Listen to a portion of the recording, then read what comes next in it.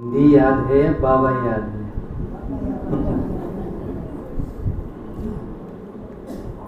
अभ्यास किस चीज का करना है?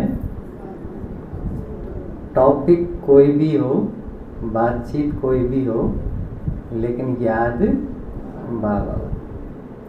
क्योंकि ये सारी जो जानकारी है, ये जानकारी आपको जो दादाजी हैं या दीदी हैं या राजकुमार भाई हैं, वो सब आपको जो भी यहाँ से बताते हैं, वो जानकारी आपको अतिरिक्त जानकारी है। असली जो हमारा पुरुषार्थ है वो तो क्या है? एक बाप दूसरा न कोई, एक बल एक भरोसा, और एक बाप से सर्व संपन्न। ये तीन चीज़ें हैं जो बाबा मुख्य रूप से अंडरलाइन करवा है। तो हर बात में ये जरूर ध्यान रखना है। बाकी हिंदी के बारे में जैसा कि भूमिका में बताया पापा ने, तो हिंदी का महत्व आप ऐतिहासिक दृष्टि से देखें या स्वतंत्रता की लड़ाई में देखें, विश्व स्तर पर देखें, बहुत से एंगल हैं उसके। पूरे विश्व में 6800 भाषाएं बोली जाती हैं। पूरे विश्व में 4300 धर्म हैं। हमारे देश में 22 भाषाएं जो हैं वो संविधान की 8वीं अनुसूची में है। 8वीं अनुसूची में वो भाषाएं रखी जाती हैं संविधान के जो राष्ट्र भाषाएं होती हैं। राष्ट्र भाषा का अर्थ होता है जो आधिकारिक रूप से एक राष्ट्र में बोली जाती हैं और जिनके अंदर अलग अलग प्रदेशों के लोग अपने आधिकारिक कार्य को कर सकते हैं, उसको बोलते हैं हम राष्ट्रीय भाषा। फिर एक है पूरे भारत संघ की भाषा जो राजभाषा कही जाती है।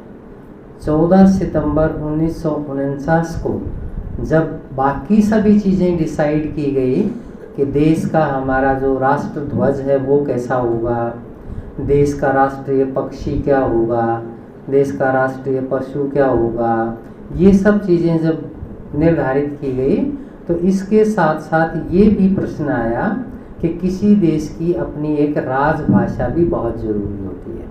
क्योंकि ऐसे तो बहुत सारी भाषाएं बोली जाती हैं और बोलियां तो और भी बहुत सारी बोली जाती हैं पूरे देश में, लेकिन हिंदी को एकमात्र ऐसी भाषा के रूप में पहचान प्राप्त थी जिसने लोगों को स्वतंत्रता आंदोलन में एक करने की सबसे बड़ी भूमिका निभाई। तो चाहे वो महात्मा गांधी जी हों, सरदार पटेल जी हों या दूसरे बहुत से विद्वान जो थे, इवन जवाहरलाल नेहरू जी भी ये मानते थे कि हिंदी में ही देश की जनता के साथ संवाद किया जा सकता है। तो जिस देश की जनता के साथ संवाद जिस भाषा में किया जा सकता है, उसी भाषा में अगर देश का राजकाज भी किया जाए तो जिनके लिए राजकाज है उनको समझना आसान रहेगा। अब आप अंग्रेजी में काम कर रहे हैं, किसी के समझ में आ ही नहीं रहा है तो उसका फायदा कुछ नहीं, क्योंकि ये लोकतंत्र है। तो इसलिए इस लोकतंत्र की जो भाषा है, सरकारी काम करने की भाषा, राजभाषा, वो हिंदी होगी, ऐसा निर्धारित किया गया। दोनों पक्ष के जो वोट हैं वो बराबर बराबर हो गए, 50-50%। आधे लोग कह रहे थे संसद में कि अंग्रेजी को बनाना चाहिए, फिर आधे कह रहे थे कि नहीं हिंदी को बनाना चाहिए।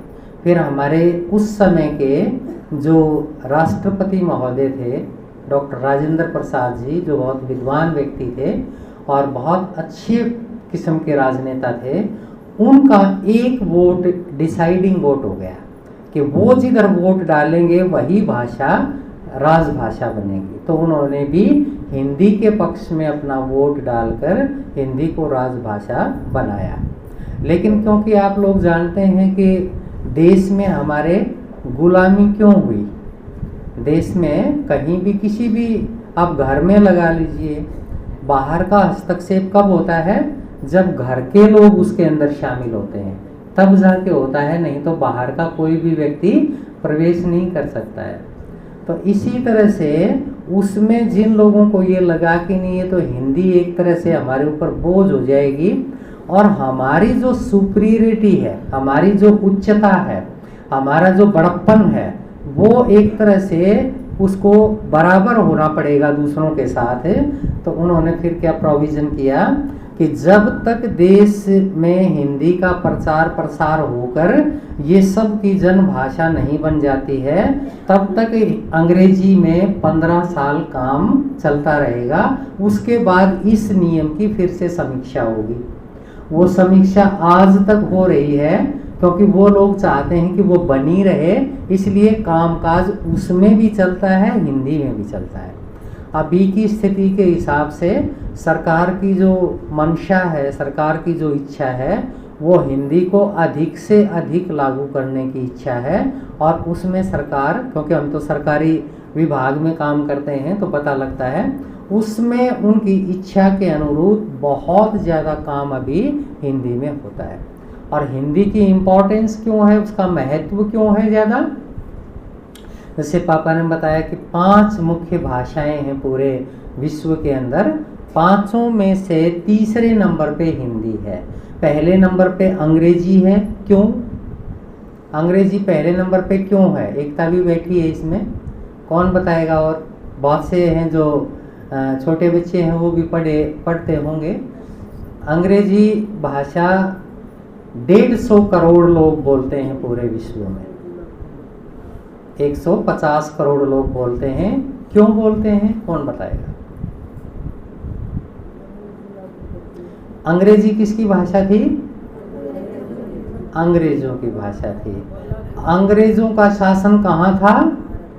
पूरे विश्व में था। तो आदमी शासन किसके माध्यम से करेगा? अपनी भाषा के माध्यम से। उसकी भाषा को समझने वाले जब तक नहीं होंगे तब तक वो अपनी बात कैसे कहेगा, है ना? अब देखो, बाबा ने भी स्थापना की, सतयुग की स्थापना के लिए किसको छाटा? बच्चों को छाटा। बच्चे लायक बनेंगे वही तो सतयुग में देवता बनेंगे, वही तो पूरे 5000 साल हिसाब किताब दुनिया का संभालेंगे, है ना? अब जैसे सुनीता बहन जी हैं, अब ये कल को एक बड़ी जागीरदार हो गई, मान लिया इनको कलेक्टर बना दिया सतयुग में, फिर इनको कुछ आता ही नहीं होगा तो क्या कलेक्टर बनेंगी? तो इसीलिए भगवान क्या कह रहा है? हमारी तैयारी करवा रहा है। तो उन लोगों ने क्या किया, जहां जहां उनका राज्य था वहां जबरदस्ती अपनी भाषा उन्होंने लागू कर दी। वो इंग्लिश इसलिए जो है ना पूरे विश्व में 150 करोड़ लोग बोलते हैं क्योंकि उनका राज्य ही अधिकांश देशों के ऊपर था। इवन अमेरिका भी जो था वो इंग्लैंड का गुलाम था। तो इस कारण से जो शासक होता है वो अपनी चीजों को मनवाता है। पहले हमारे यहाँ क्योंकि मुस्लिम शासक थे तो उनकी भाषा कौन सी थी? अरबी भाषा थी, फारसी थी, है ना? उसको लागू किया गया। तो पहले जो फारसी पढ़ लेता था उसको नौकरी पक्की मिल जाती थी तुरंत। बाकी आप कितने ही विद्वान हो, आपको कोई नहीं पूछता। तो इसी तरह से अंग्रेजी पूरे विश्व में 150 करोड़ लोग बोलते हैं। वैसे इंग्लैंड के लोग 10 करोड़ भी नहीं है, लेकिन वो क्योंकि प्रचार करके आ गए तो वो चीज़ अभी तक भी चल रही है। दूसरी भाषा है मंदारिन। मंदारिन भाषा चीन की है। चीन जो देश है हमारा पड़ोसी, उसकी भाषा है मंदारिन। क्यों है उसकी भाषा ये? क्योंकि वहाँ मुख्य एक ही भाषा है, मुख्य एक ही भाषा है और चीन की जनसंख्या 140 करोड़ है। तो सारे लोग क्या बोलेंगे? जो एक भाषा होगी वही बोलेंगे, है ना? इसी तरह से तीसरे नंबर पे हिंदी है। हमारे देश के जो 140 करोड़ लोग हैं उनमें से 70 करोड़ से ज़्यादा हिंदी बोलते हैं। बोलने के साथ साथ समझने वालों की संख्या और मिला लें तो वो 100 करोड़ से ज़्यादा बनती है। लेकिन उस चीज़ को कोई मानता नहीं है, कहेंगे कि नहीं, वो साउथ भारत की तरफ, दक्षिण भारत की तरफ विशेषकर तमिलनाडु, कर्नाटक, केरल, आंध्र प्रदेश, वो जो एरिया है हमारा, वो जो इलाका है, उसमें वो जानबूझ के विरोध करते हैं कि अगर इसी को बोलने लग जाएंगे तो हमारे वाले पीछे रह जाएंगे। दूसरी चीज़, हमारे पास हिंदी के क्यों 150 करोड़ लोग नहीं हैं? क्योंकि हमारे देश में अपनी ही इतनी ज़्यादा विविधता है और उन सभी भाषाओं को मान्यता प्राप्त है। तो मान्यता प्राप्त होने के कारण और अलग अलग प्रदेशों में अलग अलग भाषाएं होने के कारण वो संख्या जो गिनी जाती है वो थोड़ी कम रह जाती है, इसलिए वो तीसरे नंबर पे है, नहीं तो वो नंबर 2 पे तो आराम से है। इसी तरह से अगली भाषा है वो स्पेनिश है, उसको 55 करोड़ लोग बोलते हैं। इवन आपको हैरानी होगी, उसके बाद जर्मन की बारी आती है। आपको हैरानी होगी जान के, इंग्लैंड के जो पढ़े लिखे लोग हैं वो अंग्रेजी बोलने वाले को गंवार समझते हैं। अपने यहाँ उसको सब बहुत विद्वान समझते हैं, वहाँ उसको गंवार समझते हैं। क्यों? अंग्रेजों के ऊपर शासन किया फ्रेंच लोगों ने, फ्रांस के लोगों ने शासन किया, वो उसका गुलाम रहा। तो फ्रांस की जो भाषा है फ्रेंच, उन्होंने वो लागू की थी। तो बड़े बड़े जो लोग हैं वो क्या बोलते हैं? फ्रेंच। इसलिए इंग्लिश बोलने वाले को वहाँ अनपढ़ जैसा मानते हैं। तो ये सारा जो सिस्टम काम करता है, ये कैसे करता है? जो शासक, जो राजा, उसकी जो मर्जी वो उसको प्रजा को माननी पड़ेगी। इस कारण से ये संबंध है। ये तो आके बाबा ने बहुत अच्छी व्यवस्था की है, जैसे पापा ने बताया। ब्रह्मा बाबा के अंदर आके भी बाबा ने क्या कैसे बोला? हिंदी में बोला। और बाबा ने क्या व्यवस्था की थी कि जो बच्चे, दादी बताती हैं, प्रकाशमणि दादी, जानकी दादी, जो बच्चे हिंदी में बात नहीं करेंगे उनको क्या नहीं मिलेगा? किसने पढ़ा है? उसको खाने के साथ साथ पापड़ नहीं मिलेगा, क्योंकि पापड़ सबको बहुत पसंद था। लेकिन बाबा ये चीज़ कट करते थे कि जिसने दिन में आपस में बात करते हुए सिंधी का प्रयोग किया, सारे सिंध प्रदेश के ही थे तो सिंधी ही बोलते थे, तो उसको उस दिन खाने में पापड़ नहीं देना है। जिससे क्योंकि वो तो विश्व का रचयिता है ना, विश्व का मालिक है, पूरे विश्व की आत्माओं का पिता है। एक अव्यक्तवाणी में पढ़ रहा था, उसमें बाबा ने बताया जो विदेशी भाई बहन थे उनके साथ मिल रहे थे, तो बाबा ने बताया कि आपका जो अलौकिक पिता, सुप्रीम फादर जो आपका बोलता है, उसको जिस भाषा में बोलता है उसको अच्छी तरह से समझने के लिए, क्योंकि आपको सतयुग त्रेता और उसके बाद तो हिंदी ही बोलनी है, सतयुग त्रेता में तो पूरी तरह से हिंदी का ही प्रयोग होना है, तो आपको वो भाषा सीखनी चाहिए। अब हमारे कितने जो है ना भाई बहन ऐसे हैं विदेशों के, भारतीय नहीं हैं, जो भारत से गए हुए वो वहाँ रहते हैं, वो नहीं, वहाँ जो पैदा हुए हैं उन्होंने कितने हजारों भाई बहनों ने हिंदी सीखी हुई है। देखो, कोई शासक ज़बरदस्ती जी उनको नहीं सिखा पाया, ना सिखा सकता है। किसी तरह की दूसरी कोई प्रेरणा, दूसरा कोई लोभ, दूसरा कोई लालच, दूसरी किसी तरह की और कोई इच्छा उनको ये चीज़ नहीं सिखा पाई।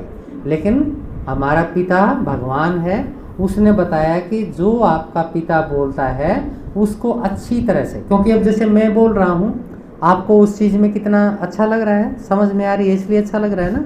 मैं यही बात आपको अंग्रेजी में बताता तो आप एक दूसरे की तरफ देखने लगते और सोचते कि कब इससे पीछा छूटेगा, है ना। क्योंकि वो चीज़ समझने में, अर्थ ग्रहण करने में भारी हो जाती है, और जिसमें हम रोज़ काम करते हैं वो सहज है।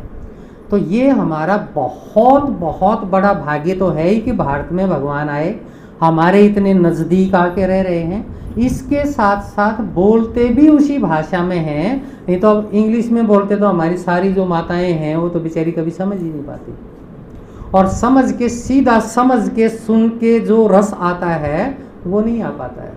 और बाबा हिंदी में क्यों बोलता है, इसका कारण क्या है? सतयुग में अधिकांश जो आत्माएं होंगी वो कहाँ की होंगी? भारत की होंगी। तो ज़्यादातर आत्माएं यहाँ से ही छंट के जाएंगी, तो वो उनकी बात को सीधा सीधा डायरेक्ट समझें, इसलिए भगवान भी हिंदी में ही बोलता है। नहीं तो ये जितनी दादियाँ हैं ये सब इनको हिंदी नहीं आती थी, वो सब सिंधी में ही जानते थे। लेकिन देखो कोई भी, दादी गुलजार हैं खुद सिंधी थी, लेकिन अव्यक्त बाप दादा की आप भाषा देखो, उनकी खुद की भाषण देने की भाषा देखो आप, कितनी एकदम बहुत गजब की हिंदी है, बहुत अच्छी किस्म की और अच्छी गुणवत्ता की हिंदी है। तो इसलिए अपने आप को इस बात के लिए भी बहुत पद्मापदम भाग्यशाली महसूस करना है कि सारी चीज़ें भगवान ने हमारे हिसाब से कितनी आराम से तैयार की है। ठीक है, इसी तरह से अपने भाग्य को सराहते रहिए। ये गुड़िया देखो, इसको पता है कि अभी बात खत्म होगी तो ताली बजानी है ना, इसलिए ताली नहीं बजानी है। उस बात को समझ के और बाप के साथ जुड़ के अपने भाग्य की सराहना निरंतर करते रहना है, उठते ही करना शुरू करना है। ठीक है, कुछ भी हो उसका शुक्रिया करना है कि ये बहुत अच्छा हुआ, कितना ही नुकसान हो, क्योंकि उसमें भी बहुत फायदा ही होगा। आखिर में कहीं ना कहीं उसमें बहुत फायदा ही होगा, क्योंकि ड्रामा हमारे लिए कल्याणकारी है, हमारे सहारे औरों का भी कल्याण हो जाता है। अच्छा, ओम शांति।